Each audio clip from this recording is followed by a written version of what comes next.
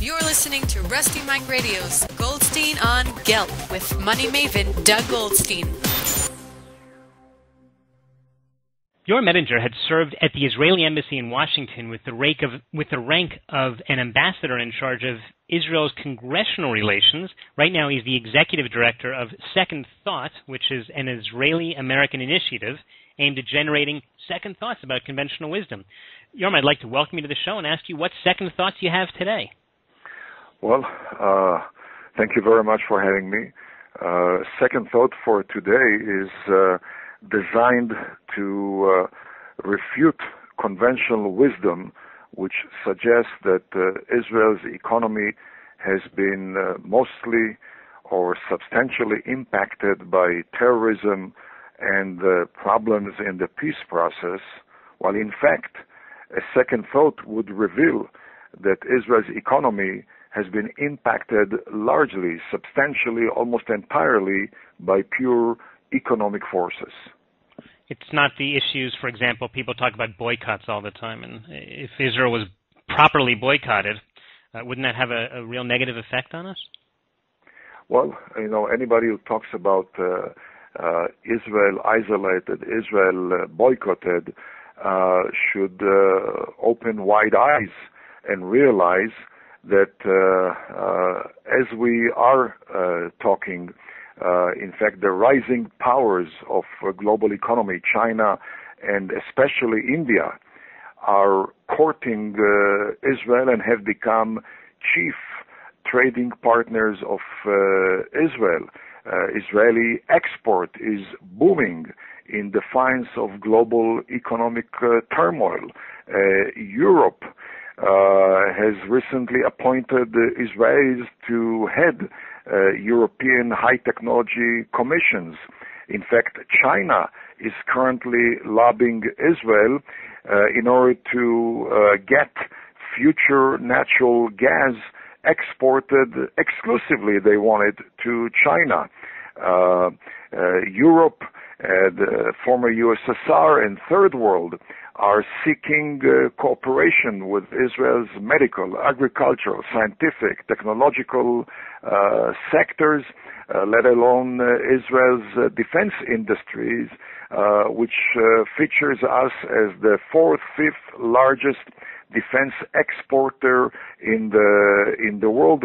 The bottom line is that while people are talking about boycotting and isolating Israel, overseas investors are literally flooding Israel, which paints us in a very, very different and much positive manner.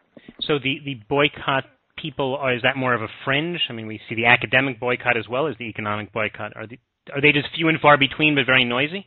I would suggest to differentiate, as we do in our daily life, between talking the talk and walking the walk. Gone are the days where people were doing Israel favor by establishing some trade relationship. Today, Israel prides itself in developing export, which is export with unique niches.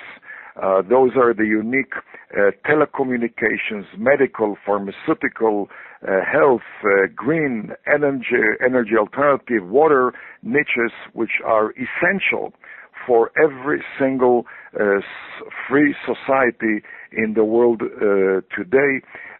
People sometimes do talk the talk in order to appease the Arab bloc, but behind that harsh talk, there is much, much more sweeter walk when it comes to Israel. Let me touch on something you mentioned a minute ago about the natural gas find that we had off our coast. There are really two issues that come to mind. One of them is the fact that now Lebanon is making a claim on that gas. And secondly, the find actually happened many years ago, and to this moment, I still haven't seen any change in my day-to-day life living here in Israel. Where is this gas, and when are we going to get it? Well, the findings have been pretty recent.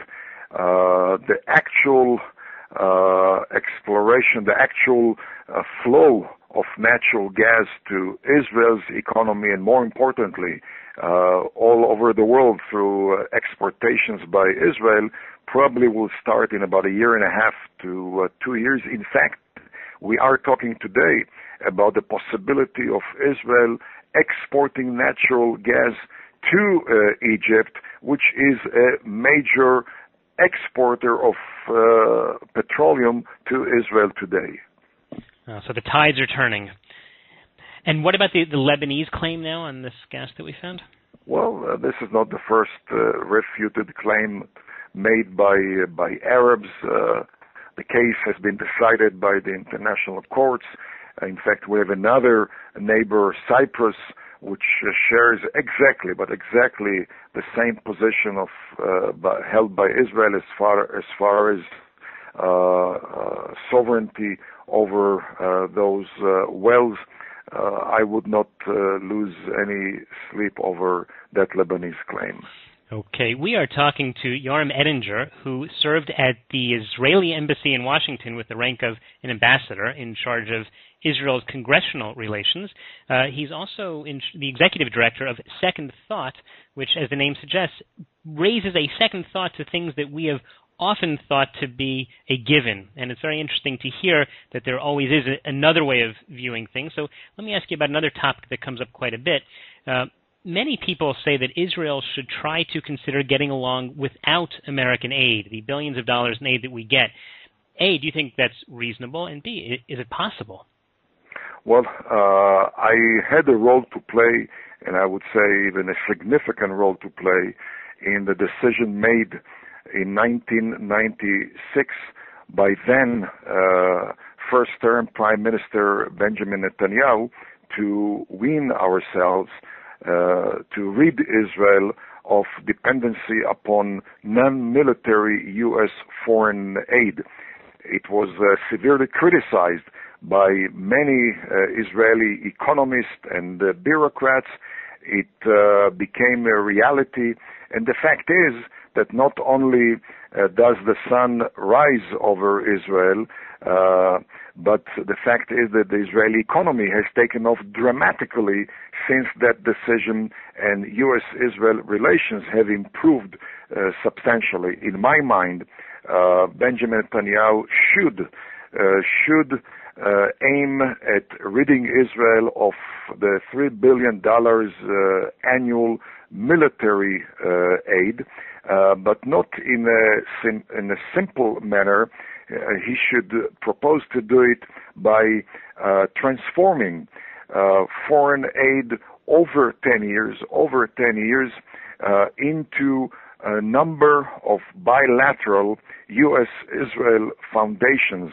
For instance, first year, 10% of the $3 billion should be transformed into a bilateral defense industrial foundation, which would leverage U.S. and Israeli competitive edge, thereby creating a win-win defense industrial alliance, generating more jobs in America, more research and development in America, more exports to America, as well as in Israel. Second year, 10% should be rededicated to energy alternative industries, and the third year to water energy, to water technologies, namely to transform aid into trade, which is much healthier, especially for the recipient country, let alone that U.S. military aid has had huge cost burdening the Israeli economy. For instance, we have been prohibited from exporting our defense products to certain countries because of American policy. We had to confine ourselves to certain American products, even if there are better products in other parts of the world or in America itself. Dependency on U.S. military aid, strangely enough, has forced some Israeli defense contractors to relocate their facilities to America because we have more and more dollars at our disposal, but less and less shekels. and therefore Israeli contractors found it easier to sell to the Israeli Defense Ministry from the U.S. than from Israel. The bottom line, again, Israel weaning itself of U.S. foreign aid would do a great service to Israel itself and to the bilateral relations between U.S. and Israel. And just to clarify, the term that you keep referring to is military aid, meaning that none of this money is earmarked or is meant to be used for anything else? No. $3 billion annual U.S. military aid is designed, first and foremost, 75% of it designed to purchase U.S. Israel defense products, which basically means it's a subsidy to the U.S. own defense industry through the Israeli venue, and 25% are spent in Israel, mostly for research and development. Okay. We have been talking to Yoram Ettinger, who was formerly with the Israeli Embassy in Washington. He had the rank of an ambassador there, and now he's the executive director of Second Thought. Yoram, we're just about out of time, but could you please tell people how can they learn more about the work that you're doing? Well, first of all, through the website, which is www, and in one word, the Ettinger Report, Ettinger with 2 T's, .com, www.theettingerreport.com. Secondly, I'm on Facebook and Twitter as well. Okay. Yoram Ettinger, thank you very much for your time. Thank you. This is Rusty Mike Radio. Online now. www.rustymikeradio.com